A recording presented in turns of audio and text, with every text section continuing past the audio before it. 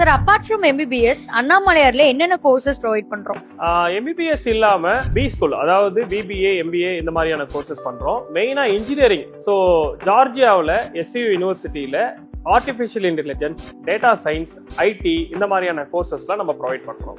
ஆனா இந்த எல்லா கோர்சஸ்மே இந்தியாலே இருக்கும்போது ஏன் ஒருத்தங்க அப்ராட் சூஸ் பண்ணணும்? இந்தியாவில் ஒவ்வொரு கோர்ஸுமே நிறைய மாணவர்கள் படிப்பாங்க. ஃபார் எக்ஸாம்பிள் இன்ஜினியரிங் பாத்தீங்கன்னா ஒரு 2 லட்சம் பேர் ஒரு வருஷத்துக்கு இன்ஜினியரிங் ஜாயின் பண்ணுவாங்க அப்ராக்சிமேட்டா தமிழ்நாட்டில். அதுல ஒரு பர்டிகுலரா இப்ப கம்ப்யூட்டர் சயின்ஸ் எடுத்துக்கிட்டோம்னா ஒரு 40,000-50,000 பேர் படிப்பாங்க. ஸோ இவங்களுக்கு லோக்கல்ல ஜாப் ஆப்பர்ச்சுனிட்டிஸ், அதை தாண்டி ஃபாரின்ல இருக்கிற ஜாப் ஆப்பர்ச்சுனிட்டிஸ் இதெல்லாம் அவங்க போய் பிடிக்கிறதுன்றது ரொம்ப கஷ்டம். இதே ஃபாரின்லேயே போய் அவங்க இன்ஜினியரிங் படிக்கும் போது, முக்கியமா ஜார்ஜியா மாதிரியான கண்ட்ரி, யூரோப்பியன் யூனியன்ல இருக்கக்கூடிய ஒரு கண்ட்ரி, அங்க அவங்க போய் இன்ஜினியரிங் படிக்கும் போது ஜாப் ஆப்பர்ச்சுனிட்டிஸ் அப்படிங்கிறது ரொம்ப ஈஸியாவே அவங்களுக்கு கிடைக்கும். அது மட்டும் இல்ல, எஸ்சியூல இந்த கோர்சஸ், அதாவது கம்ப்யூட்டர் சயின்ஸ் ரிலேட்டடான கோர்சஸ், பி ஸ்கூல் அதாவது பிசினஸ் ரிலேட்டடான கோர்சஸ், இது எல்லாத்துக்குமே யூஎஸ்ல இருக்கக்கூடிய எம்ஐடி யூனிவர்சிட்டியோட சர்டிபிகேட் ப்ரொவைட் பண்றாங்க. ஸோ நிறைய கண்ட்ரீஸ்ல இந்த யூனிவர்சிட்டியோட டிகிரி வேலிட் அப்படிங்கிறதுனால அவங்களுக்கு ஜாப் ஆப்பர்ச்சுனிட்டிஸ் அப்படிங்கிறது ரொம்ப அதிகமாவே இருக்கு.